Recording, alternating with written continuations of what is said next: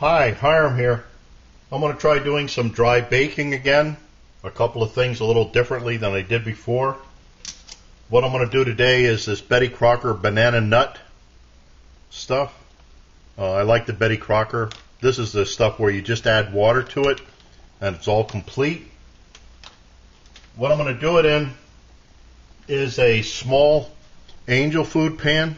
You can find these at almost any store that sells cooking stuff. Has a hole that comes up through the middle. I'm hoping that maybe this will shorten the time.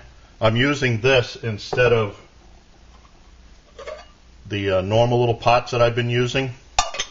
One other thing I want to try sometime are these silicone cups. These might be pretty handy to try, but today I'm going to do it with the Angelfood pan. Let me light this. Come on. Get this started so it's heated up. I'm going to do other things a little different too. I'm using the Spirit stove and the pot set that came with it, but instead of doing it this way like I did before, I'm going to turn it upside down because the frying pan seems to be a little bit thicker than the pan. So this might work better than the other way around. Also, I have my carbon felt that I'm going to use for offsets to get the pan off the hot stuff. But I cut a hole out of the middle. I'm hoping that the heat will come up through here to make that Angelfood pan work even better. Okay, let's see what we got here. Okay, the flames seem to be going. Let me put the simmering on. Nope, wasn't quite ready. I've modified this Trangia burner with the Wall Hiker carbon felt suggestion that he did, except I cut carbon felt that's a little bit taller so that the carbon felt is even with the top of the burner. On the other one it was down maybe about 1/8 of an inch or so, but this one the carbon felt will be just even with the top. Let's see if I can get this on without putting it out.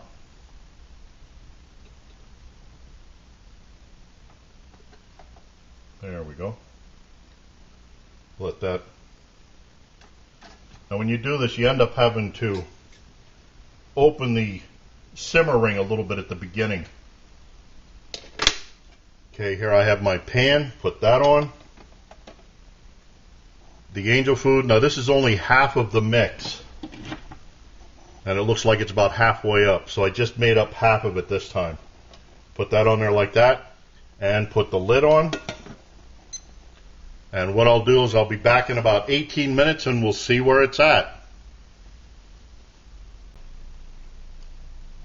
Okay, we're a little over 21 minutes into this bake.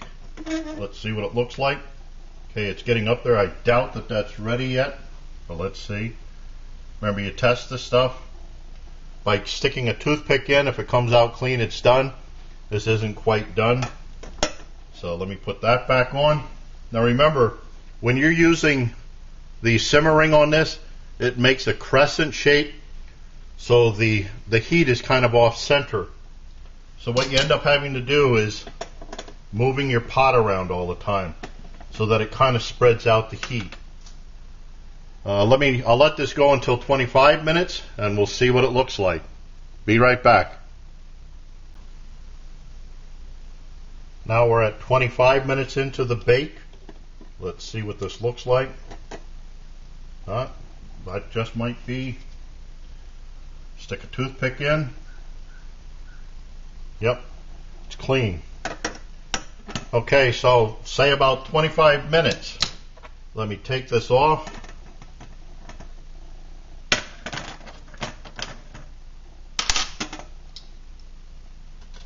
Now this shows you the simmering was maybe at about halfway for this whole burn. Let me shut that off.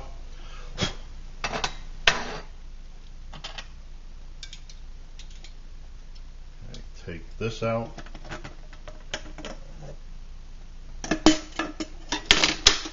Now just like Catskill Catskill Mountain Girl, sorry, had said we have to let this set for a couple of minutes before we take it out.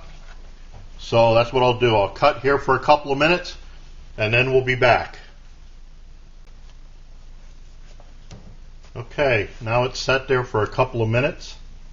This has got to be the hardest part of the whole bit, having to sit and watch this while it cools off and not. It smells great.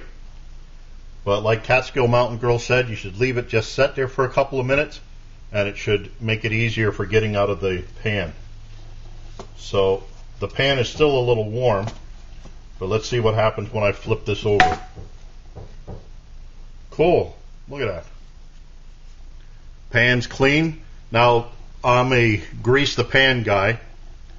I like to use just a coat of grease in there, Crisco oil or whatever you want to call it, whatever you use.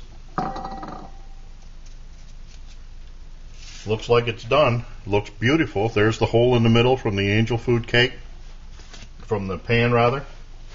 Now this took just a little over 25 minutes, a couple of seconds. Now that was with me opening and shutting it, opening and shutting it. But now I know that this configuration, using these carbon felt pads, will take about 25 minutes. So when I take it out in the field somewhere, that's what I'll do. It'll set for 25 minutes and then I'll open it up and check it. Let's see what this looks like when we tear it open. Beautiful. All nice and firm, no wet spots, no burn spots. Now this was half of the mix because this is a smaller pan. So I measured this, dealt it out in 2 portions, and then instead of using a half a cup of water, I just use a 1/4 cup of water. And that's what I like to do. If you make the whole thing, unless you're with friends, it's just too much stuff. But that's nice. So I like that Angelfood pan. A little heavy, but it works nice. So that'd be great for car camping or when you're out winter camping with your sled, your poke, whatever. My next one, I'll try these silicone Texas baking cups. These will be much lighter than that and probably hold more batter. Okay, so I thank you for watching. I hope you enjoyed this. Go out and try baking. It's a nice little trail treat. It can be done with the Trangia setup.